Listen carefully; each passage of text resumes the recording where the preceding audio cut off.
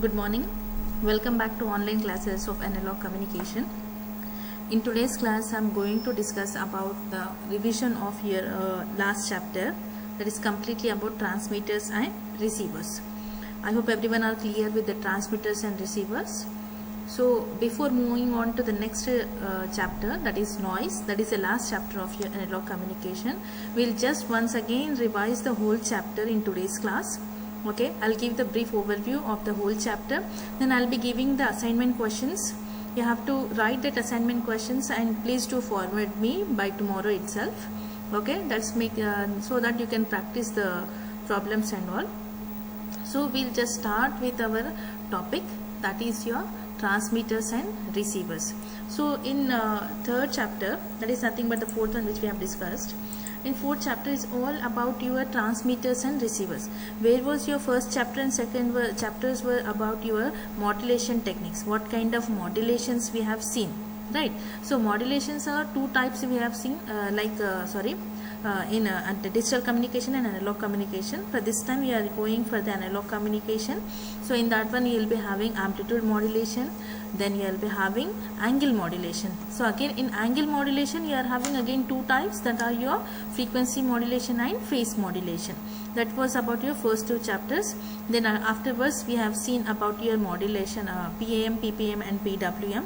Then we have seen about your transmitters and receivers. So what is meant by a transmitter? So transmitter is the one which takes the information which has to be transmitted from the transmitter to the receiver, and that will be converting that your information into the electrical form. Yes or no? So this is the one.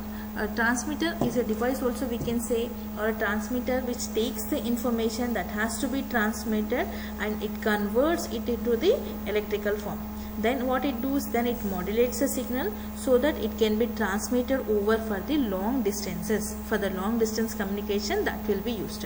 So the transmission, what are the steps that will be involved in this process? That are your generation, then modulation, then amplification. Yes or no, ma? The first thing you have to generate your signal. So what I am saying is my original message signal that has to be converted. Yes, so we are converting, we are generating the electrical signal, then you are modulating that particular signal. You are nothing but you are combining your low frequency signal with the high frequency signal, then you are amplifying, nothing but boosting up, then it is given to the transmitting antenna, from where it is given to the receiver. So that was about your transmitters. Again, these transmitters were classified into different categories based upon modulation that you are using, based upon the services that you are going to use, depend upon the applicationer, and based upon the frequency range, like which frequency you need, what are the basic requirements that application needs, what is the output at which one we are going to use. That completely depends upon that one, and we have seen the different classifications of your transmitters. Isn't it or not? So the classifications that were based on modulation, then you are having amplitude modulation transmitters, then frequency modulation transmitters, then pulse modulation transmitters. Whereas if you are going for the services, which kind of services you will be using usually?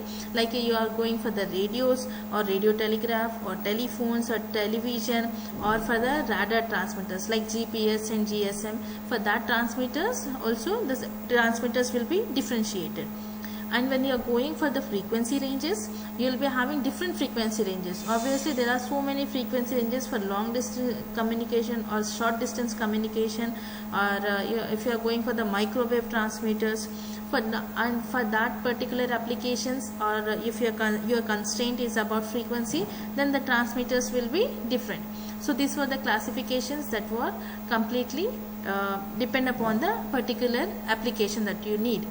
So again, based upon the amplitude modulation, we have seen two different type of transmitters, that are your low level transmitters as well as your high level transmitters.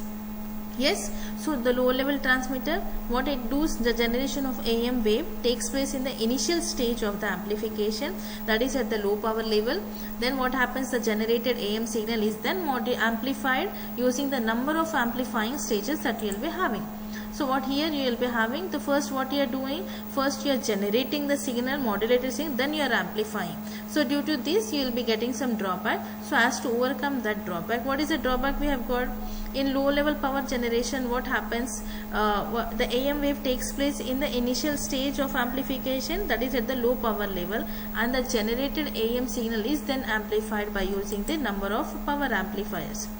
So there is what you can say, so due to this one, what happens actually, the efficiency will be decreased. So that is a drawback of that one. So as to overcome that drawback, we are going for our next what we can say, next level power transmitters, that is your high power level transmitters. In this high power level transmitters, what you are doing, you are getting the signal first, you are getting the modulated signal first, then afterwards you are amplifying that particular signal. So in this low level modulation, what happens, class A or B tuned amplifiers do not cause any distortions to the envelope. This is the negative feedback envelope. This is the another section.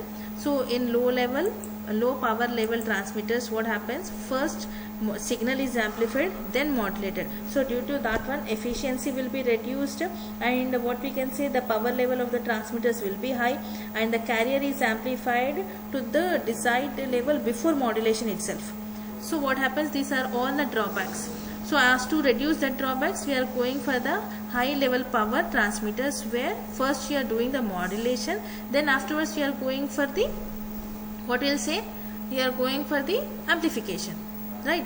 And one more part of your low level power transmitter is that negative feedback in low level power transmitters, as to get the proper envelope. If your envelope is not proper, you might be getting the distortions. So as to avoid that one, we are using an envelope detector which sees that your message signal envelope is proper or not. In case it is not there, again what it will be doing, it will giving to the summer circuit, where it will be subtracting the new envelope, and again your original envelope is developed and then given to the transmitting antenna, which will be received by the receiver. So this is one part. Okay, so these were the transmitters that have been used in your AM transmitters, like the classifications that we have seen. Okay, this is high level transmitters, these are the low level transmitters, then we have seen the negative feedback in low level transmitters, correct? Now we are going to see about the frequency transmitter or frequency modulation transmitters. So what is a frequency modulation or FM transmitters? A transmitter is a low power transmitter which uses FM waves for transmitting the sound, and this transmitter transmits the audio signal through the carrier wave by the difference of frequencies. Means here frequency is varied, and the frequency of which signal? Frequency of your carrier signal is varied in accordance with your message signal. So, and these transmitters are again classified into radio broadcasting transmitters and TV sound transmitters, and frequency range should be of 88 to 108 megahertz. Based upon these modulations used, the FM transmitters are again classified into two different types: directly modulated FM transmitters and indirectly modulated FM transmitters. So we have seen about the directly modulated transmitters, where you will be having three different sections, like exactor section, then frequency multiplier, and this is your power station. So what are the exciter stations, how they, what the things you are having here, like carrier oscillator, how buffer amplifier is used, then you are having the frequency multiplier which is used to multiply the respective frequency, and the power section is nothing but as to amplify your particular signal. So the main requirement is to get the stability here, and that stability is obtained by using a automatic frequency control circuit. So that is how we are using your FM transmitters. So as we have said, there are two different types of FM transmitters. One is directly modulated FM transmitter, and the second one is indirectly modulated FM transmitters. So indirectly modulated FM transmitter is also called as your Armstrong transmitter, right? So this was I'm just telling the brief thing about everything about the transmitters. This was about your frequency FM transmitters. Okay, now we are going to see about your receivers. So what is a receiver? as we have said, the transmitter, why we are going to use transmitter, which will be taking the signal, okay, the information that we have given, and that is converted into the electrical form. Then you have what you are doing, you are generating, then you are modulating, then you are amplifying, then you are giving it to the receiver. And what receiver is doing, it is an electronic equipment which picks up the desired signal. Now it has to pick up the desired signal, then rejects the unwanted signal and amplifies the desired signal, and then demodulates the modulated signal to get your original signal. Demodulating means separating your message signal and carrier signal, then it has to get your original message signal. So this is your block diagram of your small communication. Is the message signal at the transmitter. I hope everyone knows what transmitter will be doing. It involves a process of generation, modulation and amplification. Then it is given to the communication channel through a particular channel. It is given to the receiver. Again at the receiver, it has to pick up your original whatever the modulated signal has gone. Okay, then it will be taking it will be removing unwanted signal like noise or distortions that has added during the transmission from the transmitter to the receiver through a channel. Then it will be amplifying the desired signal which has come. Then it will be demodulating the signal and original signal will be obtained. So that is the output signal. So that is how the transmitter receiver will be working. And what are the functions of your receiver?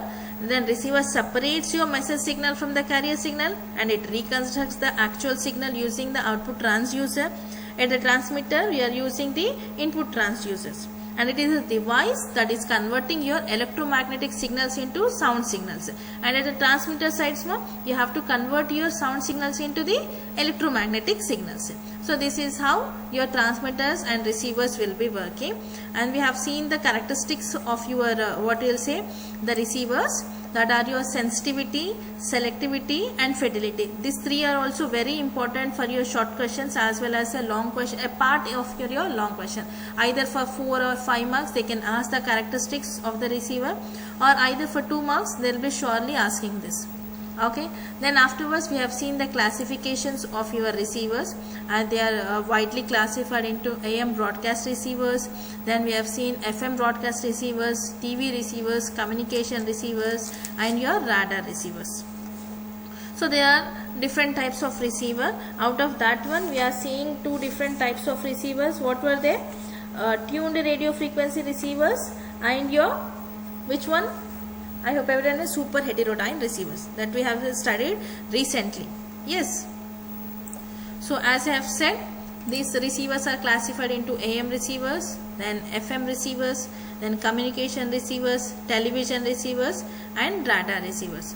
But depending upon some functional aspects, we are again classifying our receivers into tuned radio frequency receivers and super heterodyne receivers.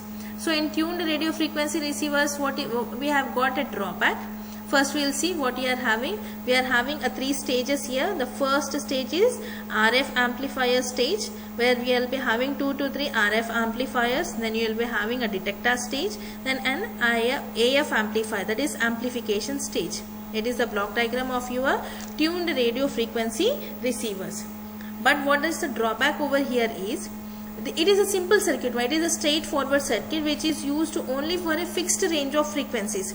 Okay, so and the drawback over here is you will be getting poor selectivity, you will be having poor sensitivity, right? And some more drawbacks like what we can say, low selectivity, sensitivity and amplification and all, that is somewhat poor here. So as to improve that one, we are going for the next receivers, that are your super heterodyne receiver. See, these are the disadvantages of your TRF, where it will be having the poor audio quality and it produces difficulty in design because we are using RF stages, number of RF stages, then it has to be given to the detector, then afterward it has to be amplified. Amplification and detection will be same in both of the receivers, but the RF stage, before RF stage, there are some differences between them. And the drawbacks that we are seeing, instability, then there will be variations in the bandwidth and there will be poor selectivity. So as to overcome all these drawbacks, we are going for our next one, that is your super heterodyne receivers. Heterodyne itself means that you are mixing up the signals. Yeah, what you are doing here? You are adding up the signals.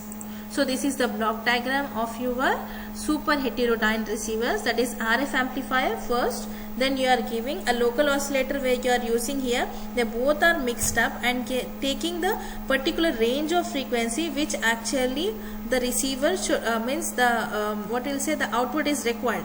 That particular frequency is selected by using an IF amplifier, okay, intermediate frequency, that is nothing but difference between your local oscillator frequency F0 minus your signal frequency, that is your Fs, and that frequency is given to the detector circuit. What detector will be doing, ma'am? This detector will be detecting the signal, okay, it detects the envelope of the modulated carrier wave which is arriving as its input. So what is the input for your detector? It is the modulated signal, means combination of your carrier and message signal, and it will be detecting also the envelope. So what you will be using after detecting this envelope, then it is given to the AF amplifier stage, okay, where the audio signal output of the detector signal is fed to the multiple stages of the audio amplifier. Here the signal is amplified until it is sufficiently strong to drive it to the speakers or loudspeakers or the output signals. Here you will be detecting the envelope, separating the message signal, carrier signal, then it is given to the IF amplifier stage. So this was about your which one? Super heterodyne receivers. Then we have seen the next topic of your AGC, automatic gain control. What automatic gain control? It is one of the block which will be already present in your detector stage. So what is AGC? To adjust the IF amplifier gain according to the signal level. Means if your signal strength is varying but output should not be varying, so automatically it will be boosting up the signal. So this automatic gain control or automatic voltage control is a circuit which will be boosting up your signal automatically, right? So AGC is a system by means of which overall gain of the radio receiver is varied automatically with the variations in strength of the received signal to maintain the output constant. So your output should not be varying according to the input strengths. What are the variations in the input strength? So it will be automatically boosting up your signal which is coming. So that was your AGC, and in the last class we have seen about your intermediate frequency rejection ratio, means intermediate frequency and its rejection ratio both. So what is an image frequency? Image frequency is nothing but it is an undesired frequency that will be equal to your normal frequency, the signal frequency, plus twice that of your intermediate frequency. F plus 2IF we usually consider, F or minus or plus, but usually we consider Fi is equals to Fs plus 2IF. So twice that of your image frequency. So what is the disadvantage by using this or by obtaining this one is that the image frequency results in two stations being received the same signal at the same time. So due to that one there will be interference. Interference, that one you will be getting a crosstalk or some noise or some data will be lost. Something that will be occurred. So as to avoid that one, we are going for intermediate image frequency rejection ratio. This image frequency has to be rejected. Okay. And for that one we are going for image frequency rejection ratio. Right. So this was about your image frequency rejection ratio also. So depending upon all this, I have given a problem yesterday and I have explained about this problem clearly, like how we are going to find out image frequency rejection ratio. And what is the image frequency rejection ratio? That is, it is given as alpha, that is equals to under root of 1 plus q square into rho square, where q is the quality factor and rho is nothing but the difference between the ratios of your signal frequency and your intermediate frequency. So that I have given yesterday and have explained about this problem. Today I am giving the assignment of 2 problems that you have to submit by tomorrow. Okay. Along with this video, I will be giving the links of all the previous videos of your last chapter that we have discussed, overall revision of your 3rd chapter. That is number 4th one according to me, because first I have finished your 4th chapter, then I have gone for the 3rd chapter, right? So this 4th chapter I will be giving an assignment. 2 problems I am giving assignment which are similar to this problem which we have discussed yesterday, and then you have to submit it me by tomorrow, okay, on the same link of your Google form. Fine.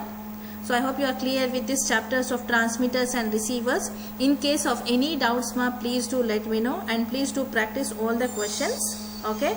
Go for the transmitters, receivers. Very important are your high level power transmitters and lower level power transmitters, and direct and indirect transmitters of frequency modulation, FM, Armstrong transmitters, and at the receiver sides, tuned radio frequency transmitters as well as super heterodyne transmitters.